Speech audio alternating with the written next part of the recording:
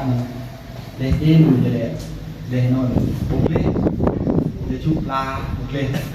nhà kia là sản bài thì nhà vui lên nhà rung cơ mình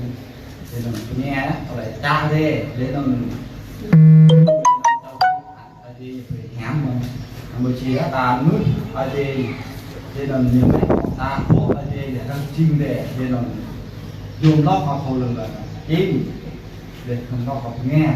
nhớ lại ai thì thắp kèn ta